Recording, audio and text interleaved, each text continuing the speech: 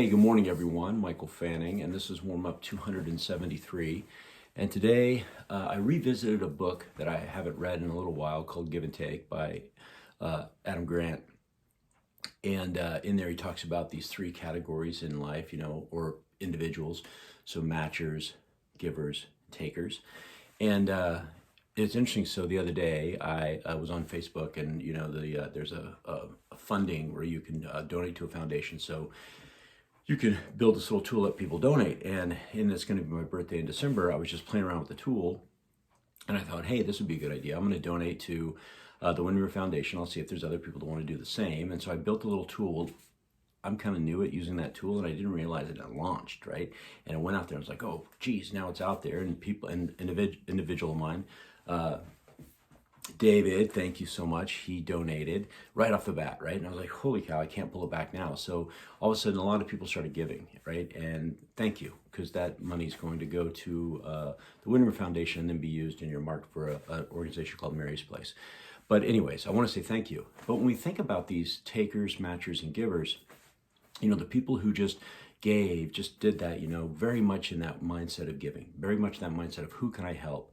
What can I do? How can I help somebody? And that's what I want you to think about, because what he found in this book is that the givers at the end of the day are the people that win, are the people that you want in your organizations, or the people that you want to be.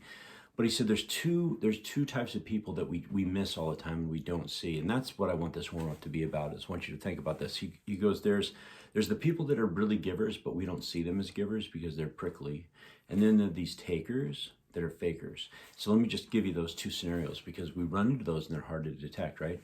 So if you ever have anybody in your organization and they're very critical of things, and they always are pointing out how this isn't right or that isn't right or we should tweak this, and a lot of times you get labeled as this complainer, right? We look at them and go, oh my gosh, they're a complainer.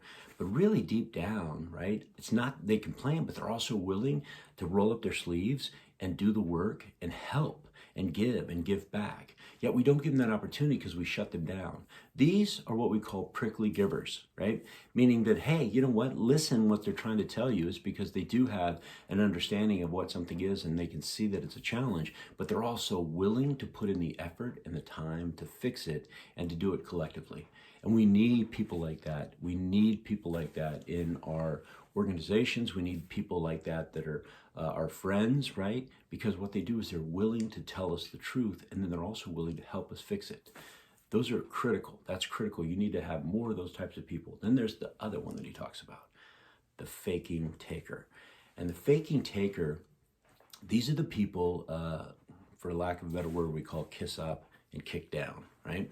And so what they'll do is they'll say great things to you, right? They'll say great things to your face, but behind your back, they're saying horrible things.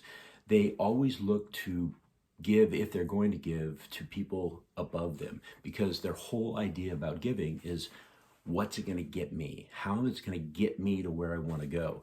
And as soon as it gets them to where they want to go, they kick it down. Right? They kick it down. In fact, he says in there, one of the things he does to find out in organizations if you have a taker is to ask them to name 5 of the people that they've helped to improve their career, right? Who have you helped?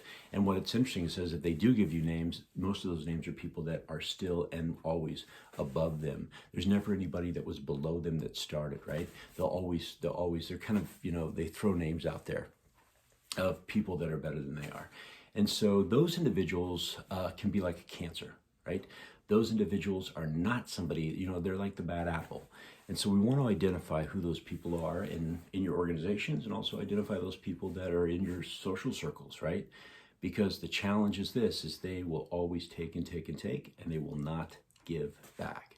But I'm going to put a link to his TED Talk, because he did a TED Talk around kind of just boiling the book down, which I think is great. So watch that and just ask yourself, right? Ask yourself first, where are you? Are you in that world? Are you in the giving world, the taker world, or the matcher world? That's another world that we didn't even discuss on this warm-up. And then identify who the people around you are, those. And to finish, you guys, thank you so much for those of you who donated to that cause. On December 7th, which is my birthday, I will give that money will go to Mary's Place. All right, everyone. Hey, make it a great day. Be awesome and help somebody. I'll talk to you later.